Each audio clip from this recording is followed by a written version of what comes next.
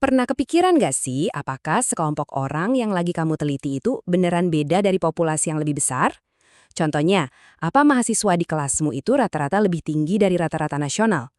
Nah, di sini kita bakal bongkar caranya pakai uji T satu sampel di JASP. Yuk kita mulai. Oke, ini dia agenda kita hari ini. Pertama, kita pahami dulu pertanyaan inti di balik tes ini. Terus kita bahas 4 aturan main yang wajib dicek sebelum mulai. Habis itu, kita langsung praktek dengan 2 contoh kasus. Satu yang hasilnya nggak beda dan satu lagi yang beda banget. Kita juga bakal belajar cara baca angka keramat, yaitu p-value.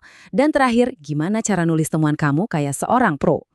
Oke, kita mulai dari yang paling dasar. Sebenarnya, masalah apa sih yang mau dijawab sama uji T satu sampel ini? Semuanya itu berawal dari satu pertanyaan sederhana. Nah, ini dia intinya. Kamu punya data dari sampel. Kelompok kecilmu mungkin cuma 20 atau 30 orang. Terus kamu juga tahu nilai rata-rata dari populasi yang jauh lebih besar, misalnya rata-rata nasional. Pertanyaannya, perbedaan antara rata-rata sampelmu sama rata-rata populasi itu beneran nyata? Atau jangan-jangan cuma kebetulan aja? Disinilah uji tes satu sampel beraksi. Anggap aja ini alat detektif statistik yang ngasih kita jawaban yang jelas, ya atau tidak.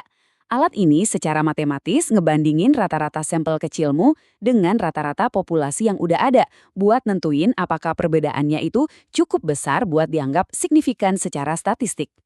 Sebelum kita langsung gas analisis, ada beberapa aturan main yang harus kita ikuti. Anggap aja ini semacam checklist singkat buat mastiin hasil kita nanti itu valid dan bisa dipercaya. Tenang, gak ribet kok. Sebelum kita nguji apa-apa, kita harus paham dulu soal hipotesis nol. Gampangnya gini, bayangin kayak di pengadilan. Awalnya, kita harus berasumsi sampel kita itu tidak bersalah. Artinya, nggak ada bedanya sama populasi. Tugas kita sebagai peneliti adalah ngumpulin bukti yang kuat. Dalam hal ini, p-value yang kecil, buat membuktikan kalau sampel kita itu memang bersalah, alias benaran beda. Nah, ini dia 4 aturannya. Pertama, data kamu harus kontinu. Angka-angka kayak tinggi badan dalam sentimeter atau berat badan dalam kilogram.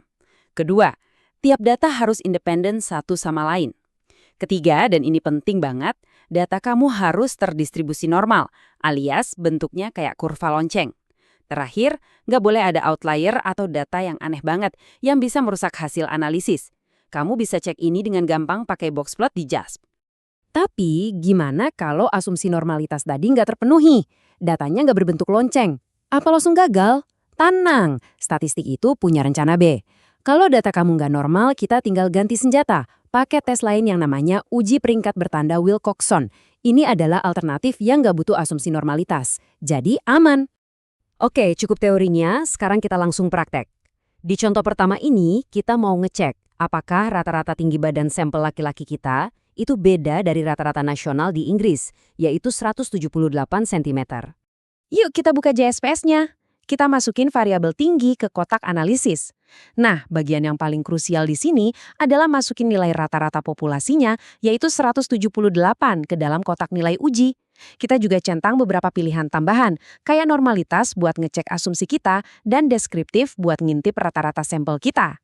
Hal pertama yang kita lihat di output adalah hasil cek asumsi. JSP otomatis menjalankan uji Shapiro-Wilk buat kita. Aturannya gampang, kalau p-value-nya lebih besar dari 0,05, berarti data kita normal. Di sini nilainya 0,507. Wah, jauh di atas ambang batas, bagus. Asumsi normalitas kita terpenuhi, jadi kita boleh lanjut. Sekarang, saatnya momen yang ditunggu-tunggu, hasil utamanya. Coba fokus ke kolom P. Di sini, p-value-nya adalah 0,706. Ingat, angka sakti kita itu 0,05.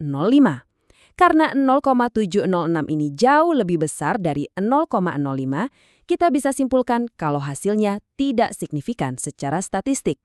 Dan ini ngejelasin banget kenapa hasilnya begitu. Coba deh kita intip tabel deskriptifnya. Rata-rata tinggi sampel kita itu 177,6 cm. Rata-rata populasi yang kita bandingkan itu 178 cm. Bedanya tipis banget kan? Nah, uji T ini cuma mengkonfirmasi apa yang udah kelihatan. Sampel kita emang gak beda-beda amat dari populasi kalau soal tinggi badan. Oke, tadi kan contoh hasil yang gak signifikan. Sekarang kita coba tes kedua buat lihat gimana sih wujudnya hasil yang signifikan. Kali ini kita bakal nguji massa tubuh sampel kita dibandingkan dengan rata-rata di Inggris, yaitu 83,6 kg. Seperti biasa, langkah pertama adalah cek normalitas. Kita lihat lagi output Shapiro-Wilk buat variabel massa tubuh. P-value-nya 0,185. Sekali lagi, ini di atas 0,05, yang artinya asumsi normalitas kita aman. Kita boleh lanjut pakai uji T. Dan ini dia momennya. Lihat tabel hasil uji T buat massa tubuh. Kali ini perhatiin kolom P. Di situ tertulis lebih kecil daripada 0,001. Ini artinya p-value-nya itu kecil banget, jauh-jauh di bawah ambang batas 0,05 kita. Ini adalah sinyal yang jelas banget bahwa kita nemuin perbedaan yang signifikan secara statistik. Sekali lagi, biar lebih paham kenapa hasilnya bisa begini, kita lihat data deskriptifnya. Rata-rata massa tubuh sampel kita cuma 72,9 kg, sementara rata-rata populasinya 83,6 kg. Wah, bedanya lebih dari 10 kg. Beda sama tinggi badan tadi, ini adalah perbedaan yang besar dan nyata. Uji T ini mengkonfirmasi kalau perbedaan sebesar ini kayaknya bukan cuma kebetulan.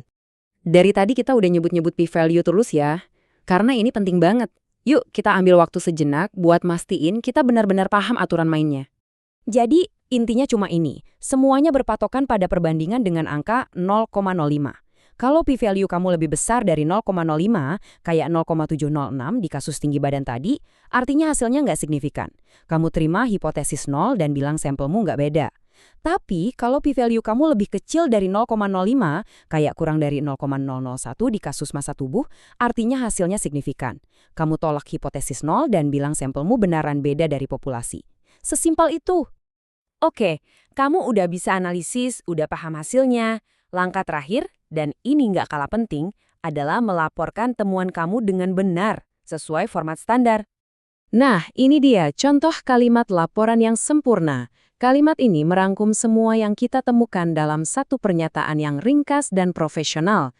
Perhatikan deh, kalimat ini ngejelasin kedua hasil tes kita dan nyantumin statistik spesifik di dalam kurung buat masing-masing tes. Ini format yang harus kamu tiru di laporanmu nanti.